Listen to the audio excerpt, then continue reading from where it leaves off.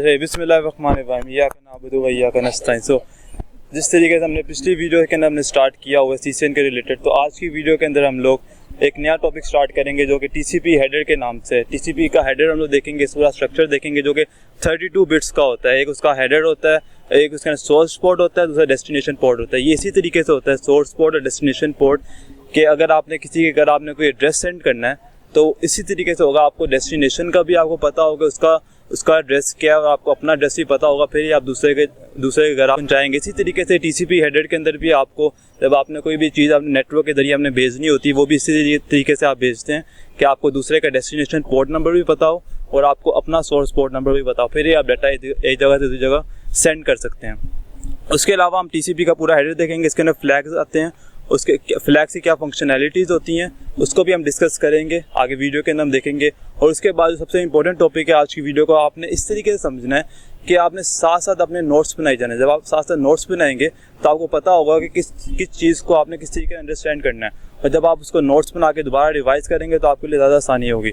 तो आज उसके बाद नंबर 2 जो हम चीज़ देखेंगे वो हम लोग देखेंगे जो एक जगह से दूसरी जगह कम्युनिकेशन होती है उसके अंदर क्या चीज़ किस तरीके से सेंड होती है। जैसे सेगमेंट साइज़, सेगमेंट जब एक सेगमेंट होता है पैकेट नंबर जो एक रिसीवर सेंडर की तरफ से रिसीवर की तरफ जाता है, इसको हम क्या कहते हैं, इसको हम सेगमेंट कहते हैं। और उसके अंदर आप एक सीक्वेंस नंबर जाता है और दूसरा एक्नॉलेजमेंट नंबर वापस आता है। अब इसके अंदर आपने ये चीज़ बहुत ध्यान से देखनी है कि सीक्वेंस नंबर क्या होता है और एक्नॉलेजमेंट नंबर क्या होता है। सीक्वेंस नंबर ये होता है कि जो सेंडर रिसीवर की तरफ भेजता है वो होता है सीक्वेंस नंबर। अब फॉर एग्जांपल यहाँ पर ज्यूम कर लें सीक्वेंस नंबर 1 है, तो एक्नॉलेजमेंट नंबर क्या होगा जो वहाँ से रिसीवर की तरफ से सेंडर की तरफ आएगा उसको हम कहेंगे ये इसका एक्नॉलेजमेंट नंबर 2 होगा, क्योंकि नेक्स्ट सीक्वेंस नंबर आपका एक्नॉलेजमेंट नंबर होता है। इसको हम डिटेल के अंदर वीडियो के अंदर देखने, इसके न्यूमेरिकल्स वगैरह भी देखते हैं। So over to the screen. अच्छा, ये तो आ गए स्क्रीन के ऊपर। यहाँ पर आप देख सकते हैं अब आपने जो भी मैं चीज़ आपको बताने लगा वो आपने ध्यान से समझनी है और आपने साथ साथ उसके आपने नोट्स बनाए जाना है। मतलब जो भी चीज़ मैं आपको बता रहा हूँ आपने उस चीज़ को साथ साथ आपने लिखी जाना है। जब आप लिखी जाएंगे तो आपको उसका आइडिया, हम लोग बिल्कुल वो चीज़ें करेंगे जो बहुत ज़्यादा इंपॉर्टेंट है। ज़्यादा हम लोग ज़्यादा चीज़ों में नहीं जाएंगे, हम लोग सारी इंपॉर्टेंट चीज़ें करेंगे। सबसे पहले हम लोग टीसीपी के बारे में देख लें ताकि आपको टीसीपी के बारे में थोड़ा बहुत आइडिया हो जाए। सिर्फ आपने इसका आइडिया लेना है, उसके बाद अंदर हम इसके मज़ीद भी जाएंगे। तो टीसीपी के अंदर होता क्या है, टीसीपी के अंदर आपने ये याद रखना है कि इसमें कनेक्शन बनता है। मतलब कनेक्शन इसके अंदर हम लोग हाथ मिलाते हैं। मतलब हम लोग जिससे भी हम लोग बात करनी है, ये अगर सेंडर है ये रिसीवर है, तो हम लोग इसके अंदर इसका पहले कनेक्शन बनाते हैं फिर ही आगे काम करते हैं। तो आपने एक चीज़ याद रखनी है कि टीसीपी के अंदर हम लोग कनेक्शन बनाते हैं, इसके अंदर हैंडशेकिंग करते हैं, लेकिन यूडीपी के अंदर हम लोग कनेक्शन बिल्ड नहीं करते। नंबर 2 आपने याद रखनी है कि यहाँ पर एक पाइपलाइन होती है, पाइपलाइन के ज़रिए से डाटा जाता है। मतलब ये पाइपलाइन है, इसके ज़रिए से डाटा सेंडर से रिसीवर की तरफ जाता है। तीसरी चीज़ आपने याद रखनी है पॉइंट टू पॉइंट, मतलब जैसे 1 सेंडर और 1 रिसीवर होता है। सेंडर यहाँ से रिसीवर की तरफ 1 to 1 भेज रहा होता है, ये नहीं कि कहीं और से थर्ड पार्टी के ज़रिए से डाटा जा रहा होता है, 1 to 1 जा रहा होता है। ये आपने याद रखना है। नंबर 4 चीज़ आपने ये जो चीज़ आपने याद रखनी है वो ये है कि फुल डुप्लेक्स डाटा, मतलब जो भी डाटा आपका जाएगा वो बाई डायरेक्शनल होगा। Data flow on the same connection by directional का मतलब ये है कि अगर आप यहाँ से फॉर एग्जांपल आपने सेंडर की तरफ मैसेज भेजा है, इस सीक्वेंस नंबर के जरिए आपने जो भी डाटा भेजा है वो यहाँ से जब यहाँ पर आएगा तो रिसीवर आपको उसकी एक्नॉलेजमेंट करके भी बताएगा कि मुझे आपका डाटा मिल गया है। सो इसको कहते हैं बाई डायरेक्शनल, मतलब दोनों की तरफ से दोनों साइड से रिस्पॉन्स आ रहा है। इसी तरीके जैसे आपकी फ्रेंडशिप होती है, जो भी आपके रिलेशनशिप होते हैं वो 2 साइडेड होते हैं, वो 1 साइडेड नहीं होता। जब 2 साइडेड जो भी चीज़ होती है उसको आप नेटवर्क की ज़बान के अंदर आप उसको टीसीपी कहेंगे। उसके अंदर full duplex by directional data होता है। उसके बाद नंबर 4 चीज़ आपने याद रखनी है कि ये मल्टीप्लेक्सिंग और डी मल्टीप्लेक्सिंग होता है। मतलब जो चीज़ अगर आपकी जा रही है इसको पहले डी मल्टीप्लेक्स करता है और उसके बाद मल्टीप्लेक्स करता है, उसके बाद जब दूसरी एंड पे पहुंचती है वहाँ पे उसको डी मल्टीप्लेक्स, मतलब इसको यहाँ से जाते वक्त वो उसको पहले तोड़ता है, उसके बाद बाइट्स की छोटे छोटे चंक्स की शक्ल में जब यहाँ पर पहुँचता है तो उसको दोबारा से वो रिजेंबल भी करता है। और इसके अंदर आपने ये कहना है, ये याद रखना है कि रिलायबल होता है। इसके अंदर कोई भी पैकेट लॉस बहुत ही कम होते हैं लेकिन मतलब एक्सेप्शन तो हर किसी में होता है। तो इसमें इन ऑर्डर डिलीवरी होते हैं, मतलब जिस तरह डाटा जा रहा है उसी तरीके से दूसरी तरफ भी पहुंच रहा होता है। और अगर कोई डाटा अगर नहीं पहुंचता तो उसकी आपको एक्नॉलेजमेंट भी आपको बताता है। इसको इस वजह से ये रिलायबल है। उसके बाद आपने याद रखना है फ्लो कंट्रोल और कंजेशन कंट्रोल क्या होता है। इन दोनों के बारे में डिफरेंस आपने अच्छे तरीके से समझना है कि फ्लो कंट्रोल और कंजेशन कंट्रोल ये होता है कि फ्लो कंट्रोल के अंदर आपने याद रखना है कि sender will not overwhelm receiver. इसका मतलब ये है कि ये अगर सेंडर है और इधर जो सा रिसीवर है, ये जब इधर से डाटा भेज रहा होगा तो इसके अंदर इतना ज़्यादा डाटा ना भेज दे कि जो सा आपका रिसीवर वाली साइड है वो जाकर वो हैंग हो जाए। वो उसको कहते हैं, आसान ज़बान में आप कहते हैं हैंग हो गया, उसको वो चल नहीं पा रहा। तो इसको हम कहेंगे कि आपने फ़्लो को कंट्रोल करना है कि एक लिमिट के ज़रिए से ज़्यादा आपने डाटा भेजना नहीं है। कि अगर यहाँ पर अगर इसकी लिमिट 350 की है तो आप सिर्फ 350 बाइट्स का डाटा ही भेज सकते हैं, इससे ज़्यादा आप नहीं भेज सकते। तो आपने फ़्लो को आपने कंट्रोल करना है। ये फ़्लो कंट्रोल होता है। कंजेशन कंट्रोल ये होता है कि आपने जो भी डाटा आप भेज रहे हैं, सेंडर रिसीवर को भेज रहा है, उसके अंदर जो नेटवर्क यूज़ हो रहा है वो नेटवर्क को ओवरवेलम ना कर दे। ओवरवेलम का मतलब क्या होता है कि नेटवर्क को वो ख़राब ना कर दे, नेटवर्क को उसको मेंटेन ही रखे, उसकी चीज़ों को कंट्रोल ही रखे। इसके लिए हम लोग विंडो साइज़ भेजते हैं, मतलब 1 2 3 4 अगर डाटा पैकेट्स हैं तो सिर्फ वही जाए, उससे ज़्यादा ना जाए। तो इसको कहते हैं कंजेशन कंट्रोल, इसको कहते हैं फ़्लो कंट्रोल। इसको आपने अच्छी तरह समझना। अच्छी तरह आपको समझ आ गई होगी फ़्लो कंट्रोल और कंजेशन कंट्रोल क्या होता है। आपने सिर्फ एक वर्ड इसमें याद रखना है कि फ़्लो कंट्रोल क्या करता है, वो रिसीवर को ओवरवेलम करता है, रिसीवर को। और कंजेशन कंट्रोल क्या करता है, ये नेटवर्क को ओवरवेलम करता है। बस ये चीज़ आपने अगर याद रख ली तो आपको ये वाला सवाल इसी तरीके से, ये डिफरेंस बहुत इंपॉर्टेंट है, इन दोनों का डिफरेंस बहुत इंपॉर्टेंट है। तो आपने सिर्फ ये चीज़ समझनी है, आपका ये वाला क्वेश्चन हो जाएगा। अब इसके हम लोग हेडर के अंदर देख लेते हैं। अच्छा, तो ये TCP का हेडर होता है। हेडर के अंदर, हेडर मतलब हेडर नहीं, सेगमेंट का स्ट्रक्चर क्या होता है, मतलब यहाँ से जो डाटा जा रहा होता है, यहाँ से डाटा इस तरीके से TCP के अंदर जा रहे होते हैं, उसका मतलब उसका स्ट्रक्चर क्या होता है वो हम लोग अब देखने लगे हैं।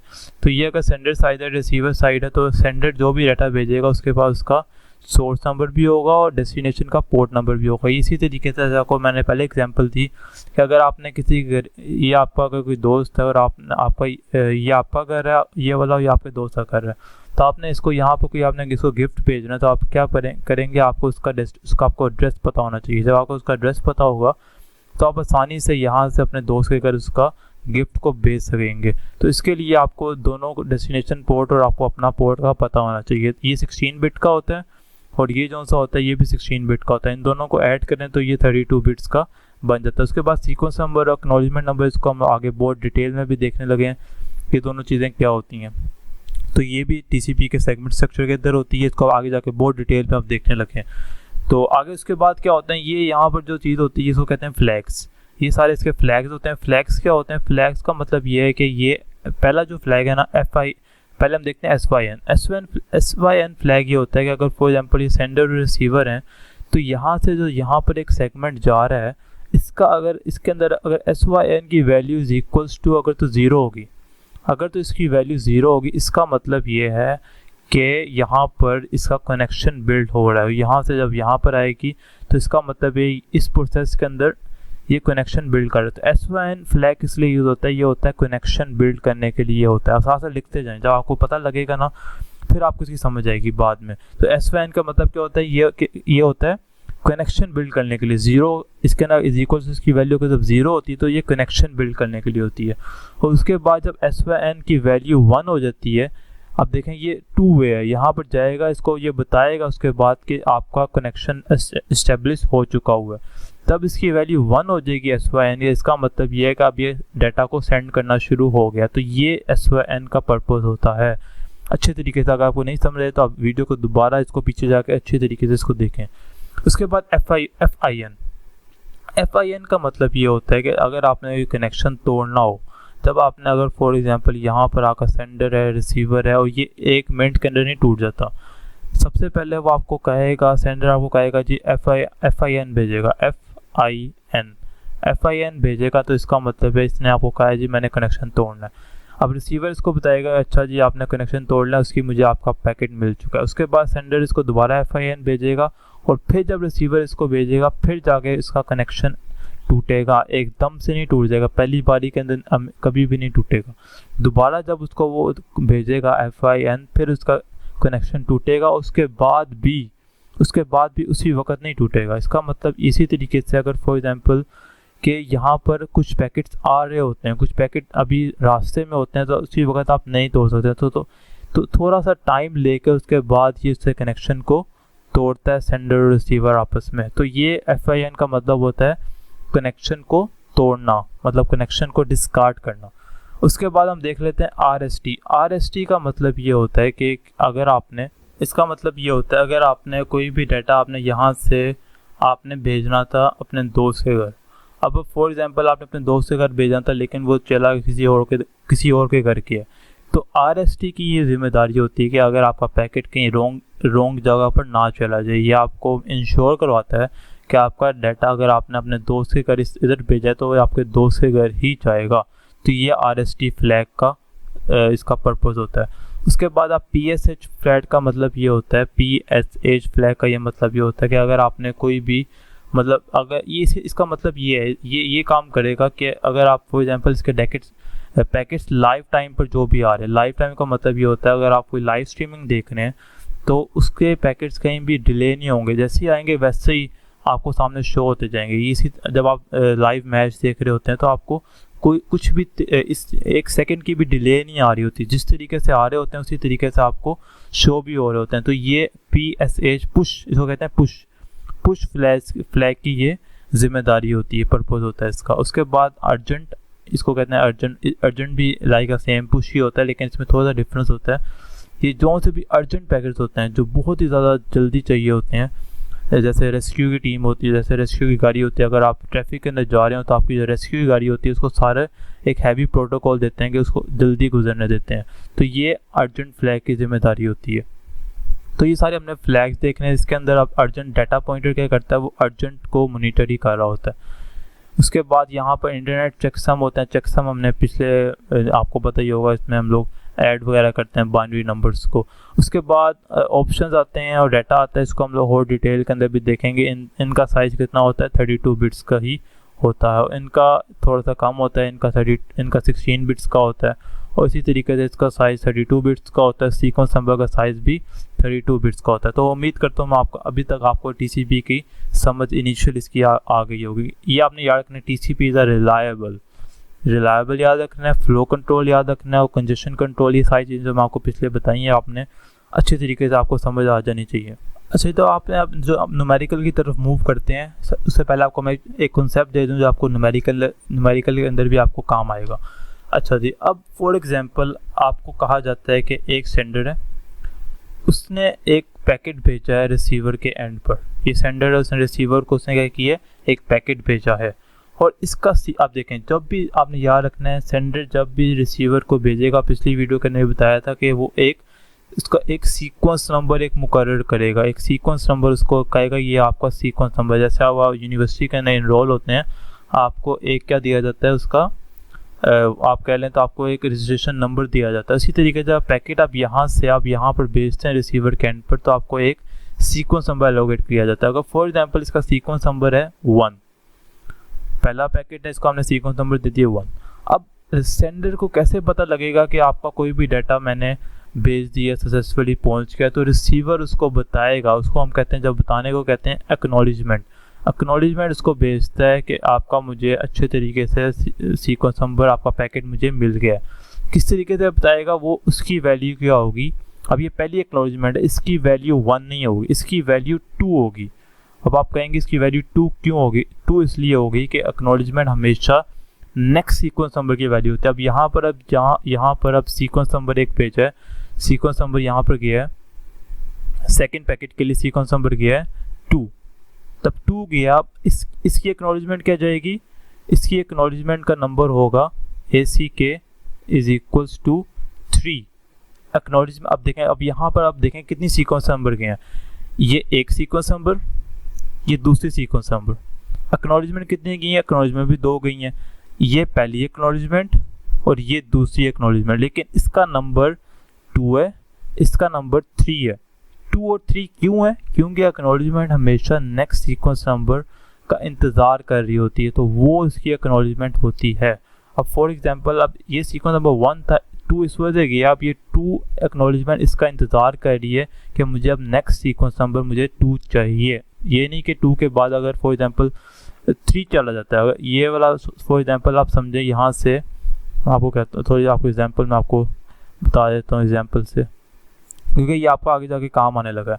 ये आपका कंसेप्ट क्लियर होगा, फिर ये आगे जाके कुछ सॉल्व कर सकते हैं। अगर फॉर एग्जांपल आपका पैकेट नंबर 2 लॉस हो जाता है, तो सेंडर को तो नहीं पता कि मेरा पैकेट नंबर 2 लॉस हो गया, तो रिसीवर के पास फॉर एग्जांपल अब पैकेट नंबर 3 चला जाता है। अब यहाँ पर क्या हो गया, पैकेट नंबर 3 चला गया, इसकी सीक्वेंस नंबर क्या होगा, सीक्वेंस नंबर इसका 3 है।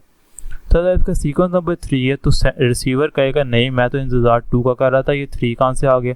तो रिसीवर क्या करेगा, रिसीवर बार बार एक्नॉलेजमेंट नंबर क्या भेजता रहेगा, वो भेजता रहेगा कि AC 2, और उसकी एक्नॉलेजमेंट बार बार 2 ही रहेगी जब तक के 2 वाला पैकेट सक्सेसफुली रिसीव नहीं हो जाता। जब एक्नॉलेजमेंट नंबर 2 उसको बार बार जाती रहेगी तो सेंडर को पता लग जाएगा कि ये सेकंड नंबर सीक्वेंस नंबर अभी नहीं पहुंचा रिसीवर के एंड पर।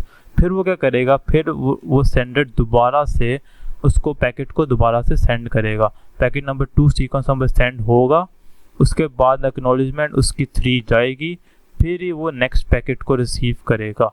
तो ये आपने ये वाला कॉन्सेप्ट अच्छे तरीके से समझना है। इसको हम आगे न्यूमेरिकल अब इसका देखते हैं। अच्छा, तो हम यहाँ पर क्वेश्चन देख लेते हैं कि किस तरह से इसके न्यूमेरिकल्स आ सकते हैं, इसके रिलेटेड कौन से न्यूमेरिकल्स कॉमन है। तो सबसे पहले आपने यहाँ पर देखना है कि अगर आपको इस तरह का न्यूमेरिकल आता है, आपको कह रहे हैं आपने जिस तरीके से आपको मैं कर रहा हूँ आपने उसी तरीके से इसको आप देखें। क्रिटिकल थिंकिंग भी आपने करनी होती है। अब आपको थोड़ा सा सवाल हट के आ जाए तो आपने किस तरीके से उसको कैसे एवेल्युएट करना है, तो critical thinking is so much important. तो यहाँ पर आप देख सकते हैं if a process in a host A wants to send 746 KB file, यहाँ पर आपने नोट डाउन कर लिया कि यहाँ पर इसने क्या कहा है कि 746 KB फाइल उसने भेजनी है to a process in a host B. ये जो आंसर लिखे हुए हैं गलत लिखे हुए हैं, इस पर आपने फोकस नहीं करना, ये मैं हटा देता हूँ, ठीक है। उसके बाद यहाँ पर in a host B and MSS is, ये किसी और का क्विज पेपर था। तो in a host B and MSS is X bytes. MSS उसने कहा जी X बाइट। MSS क्या होता है, MSS का मतलब होता है maximum segment size. So maximum segment size का मतलब होता है, मतलब ये अब इसमें यहाँ पर सेगमेंट का मतलब क्या होता है, सेगमेंट का मतलब जैसे आपको मैंने पहले बताया था, अगर ये सेंडर है और ये यहाँ पर रिसीवर है, तो इस सेंडर ने जो डाटा भेजा है यहाँ से यहाँ पर जो उसने पैकेट भेज रहा है, जो डाटा जा रहा है वो कितना है, 746 KB फाइल का डाटा जा रहा है। अब एक सेगमेंट का साइज़ कितना है, उसको कहते हैं मैक्सिमम सेगमेंट साइज़ का। सपोज कर लें फॉर एग्जांपल है ये 400, मैक्सिमम सेगमेंट साइज़ 400 है, मतलब 400 जा सकता है। यहाँ पर 746 KB है, इसका मतलब है इसमें सिर्फ 400 बाइट्स ही जाएंगे। तो सेगमेंट का साइज़ ये है। आंसर द फॉलोइंग, उसने कहा जी हाउ मैनी सेगमेंट आपको लगेंगे इस डाटा को भेजने के लिए। इस डाटा को, ये 746 KB है, ये 400 बाइट्स, आपकी मैक्सिमम सेगमेंट साइज़ कितना है, सेगमेंट आप सपोज कर लें इस तरीके से, ये डब्बा, इस डब्बे के इसका साइज़ कितना है डब्बे का, 400, मतलब 400 किलो है। फॉर एग्जांपल आप अंडरस्टैंडिंग के लिए समझे 400 किलो का डब्बा है, तो अब इसके अंदर 400 किलो की चीज़ ही आएगी ना। अब इसमें 746 KB तो नहीं आएगी, KB तो बाइट्स है, ये बाइट्स है। और ये अगर फॉर एग्जांपल आप हिसाब लगा लें, ये 746 इसका डबल से बहुत बड़ा है, इसको आप मल्टीप्लाई बाय 1000 करेंगे बाइट्स में कन्वर्ट करने के लिए, तो आप क्या करेंगे 746 मल्टीप्लाई बाय 1000, तो क्या आ जाएगा 746,000।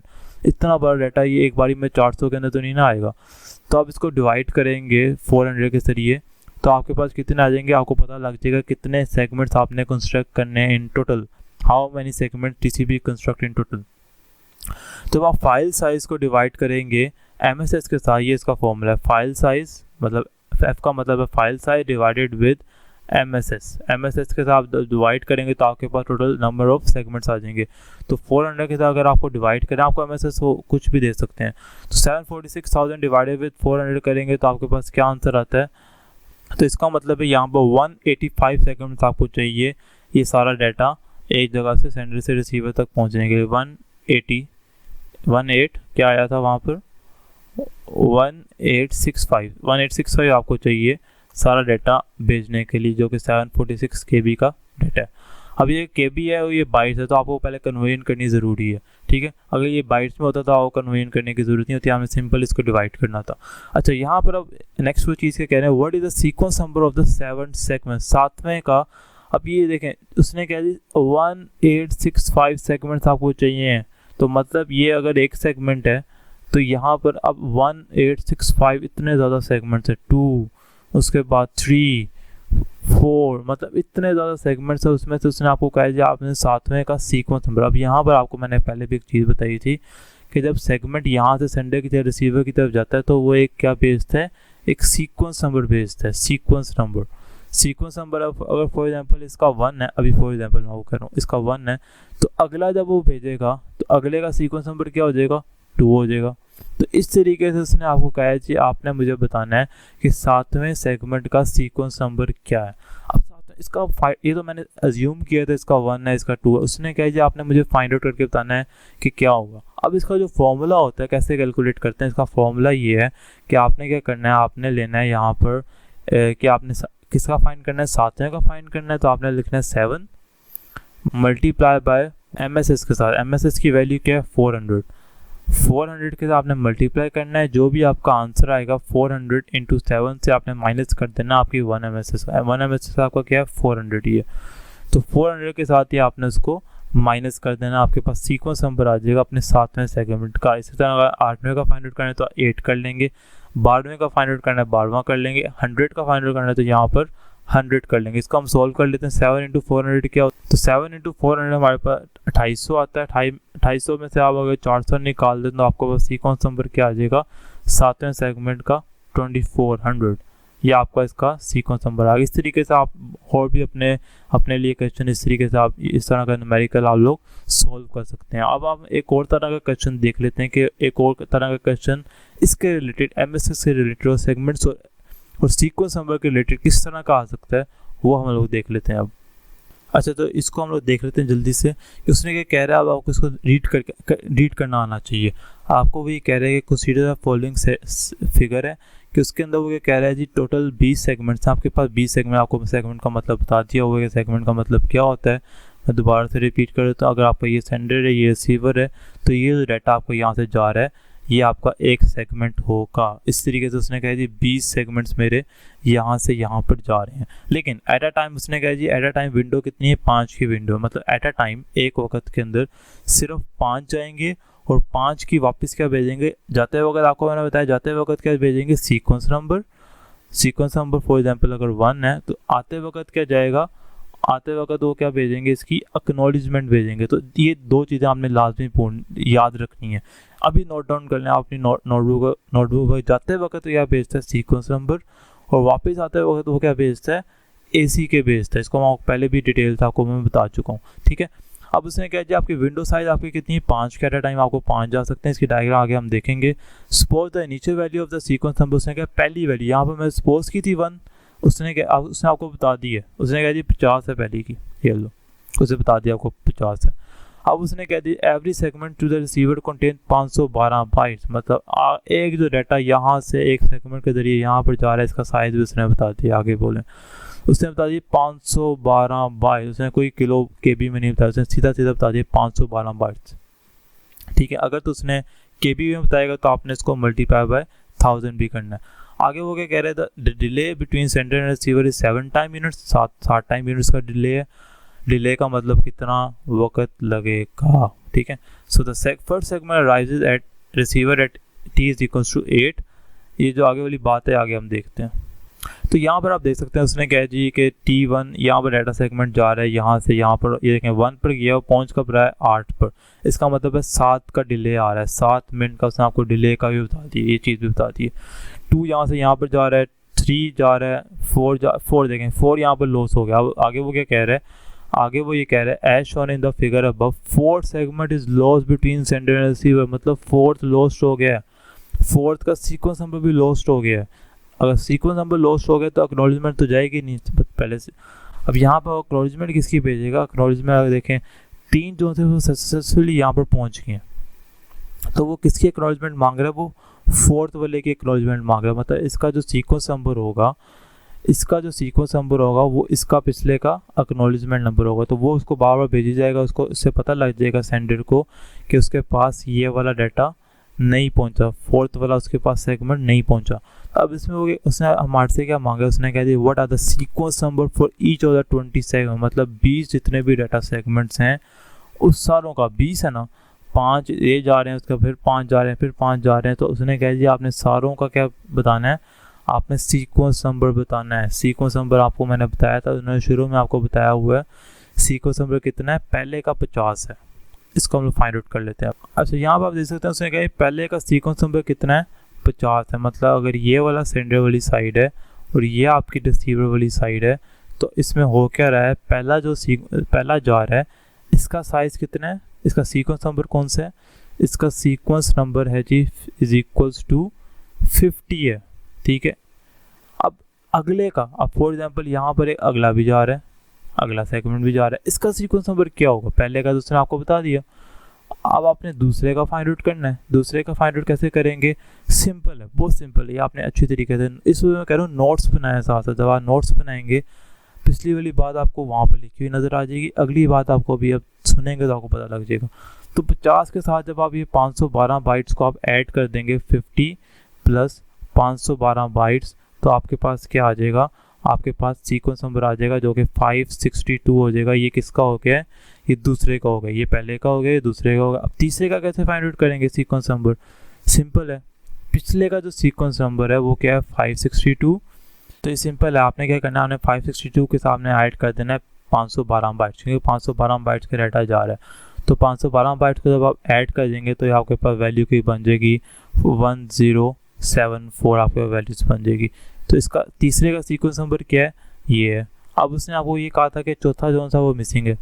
अब चौथा जब मिसिंग है तो इसका मतलब है इसका सीक्वेंस नंबर भी आप लोग ऐड नहीं करेंगे। 1074 के बाद जो 512 आप ऐड करेंगे वो आप नहीं लिखेंगे, क्योंकि वो पैकेट ही लॉस हो गया। तो जब पैकेट लॉस हो गया तो उसका सीक्वेंस नंबर भी नहीं लिखेंगे। हाँ, एक्नॉलेजमेंट नंबर लिखेंगे लेकिन सीक्वेंस नंबर नहीं लिखेंगे। तो इसके बाद आप देख सकते हैं कि यहाँ पर सीक्वेंस नंबर जो 5वां जा रहा है, तो 5वें के अंदर आप पिछले को ऐड कर देंगे, मतलब जो चौथे की वैल्यू आएगी उसके बाद 512 फिर ऐड करेंगे, क्योंकि 512 आपका साइज़ है, तो आपके पास 5वें की सीक्वेंस नंबर आ जाएगा। अब उसने आपको क्या मांगा था, उसने आपको कहा था कि आपने फाइंड आउट करना है 20 सेगमेंट्स का, सारों का फाइंड आउट करना है। तो मेरे ख्याल से अब आप 20 सेगमेंट्स का इसी तरीके से फाइंड आउट कर सकते हैं। मेरे ख्याल से आपको करना भी चाहिए भी, और आंसर आप नीचे कमेंट बॉक्स के अंदर बता भी दें कि क्या है। तो आप 20 सेगमेंट्स का 512 ऐड करते जाएंगे तो आपके पास आ जाएगा। उसने आपको कहा what are the value of the acknowledgement की वैल्यू क्या होगी 20 सेगमेंट्स की, सारों की।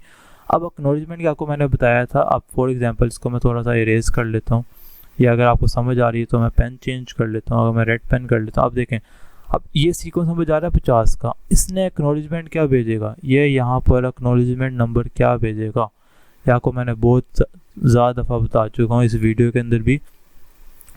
सीक्वेंस नंबर अगर 50 है ना, तो एक्नॉलेजमेंट वो किसकी बेस्ड है, वो नेक्स्ट वैल्यू की बेस्ड है।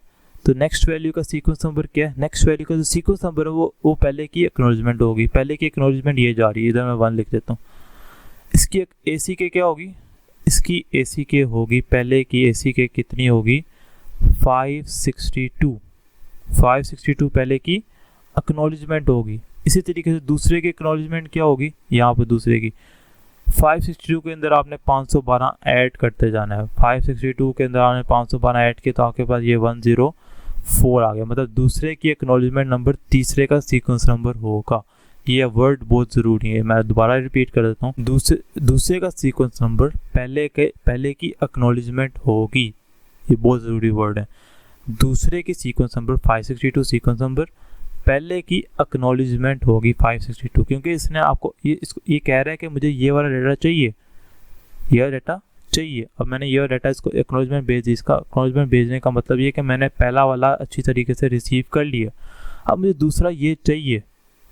ये जब चाहिए तो 562 यहाँ पर मांग रहा है। और आपने एक चीज़ भी और याद रखनी, ये इसका आंसर था, आपने सिंपल ऐड कर ही जाना है, तो आपके पास सीक्वेंस नंबर भी आ जाएंगे, आपके पास एक्नॉलेजमेंट नंबर भी आ जाएंगे। दूसरा यहाँ पर हम लोग एक और सवाल डिस्कस कर लेते हैं कि ये वाला जो सा क्वेश्चन है, segment with sequence number 1 2 3 4 5 are sent, और उसके बाद वो क्या कह रहे हैं कि एक्नॉलेजमेंट नंबर 2 जो सी है वो बार बार आ रही है।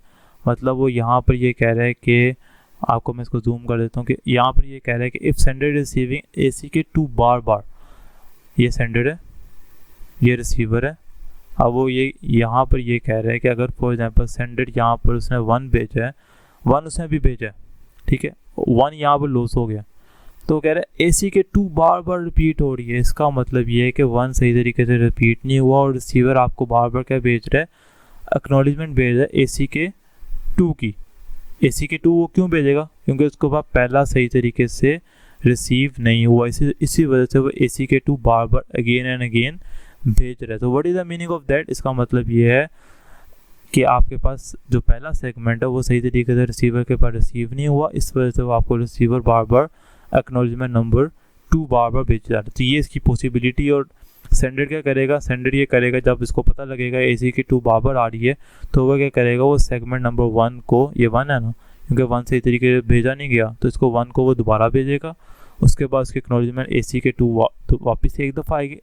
मल्टीपल टाइम जब आएगी ना, आप ये समझना है कि पिछले जो सीक्वेंस नंबर है वो सही तरीके से पहुंचा नहीं। होप तो आपको अभी तक समझ आ चुकी है। अच्छा, ये तो वीडियो तो आपने देख ली किस तरीके से हमने सारी इसको हमने डिस्कस किया है, किस तरीके से हमने सीक्वेंस नंबर और एक्नॉलेजमेंट नंबर दोनों को डिस्कस किया है कि सीक्वेंस नंबर आपका क्या होता है, उसके अलावा आपका एक्नॉलेजमेंट नंबर आपका क्या होता है। तो इन दोनों की चीज़ें आपकी होपफुली आपको समझ आ चुकी होगी किस तरीके से दोनों चीज़ें डिस्कस होती हैं, किसी इसकी फंक्शनैलिटी परफॉर्म होती है सीक्वेंस नंबर की, एक्नॉलेजमेंट नंबर की। और सीक्वेंस नंबर अगर आपका 50 है अगर फॉर एग्जांपल, तो आपका एक्नॉलेजमेंट नंबर क्या होगा, वो आपका उसके अंदर प्लस होकर जो आपका सेकंड जो आपका सीक्वेंस नंबर है वो आपका फर्स्ट एक्नॉलेजमेंट नंबर होगा। ये आपने चीज़ ध्यान से समझनी, बहुत इंपॉर्टेंट चीज़ को मैं कई दफ़ा डिस्कस कर चुका हूँ, तो आपने इसको ध्यान से समझना है। तो इस वीडियो के अंदर हमने न्यूमेरिकल्स देखे हैं और नेक्स्ट वीडियो के अंदर हम इससे ज़्यादा इंपॉर्टेंट न्यूमेरिकल्स देखेंगे। तो आपने वीडियो के साथ जुड़े रहने, आपने सब्सक्राइब लाजमी करें ताकि आपको नई से नई वीडियोज़ का पता लग सके, और इसको ज़्यादा शेयर भी करें। और आज की वीडियो के लेते हैं, मिलते हैं नेक्स्ट वीडियो के, तब तक के लिए अल्लाह हाफिज़, शुक्रिया। For more exciting videos, like, comment and subscribe my channel. Thank you so much.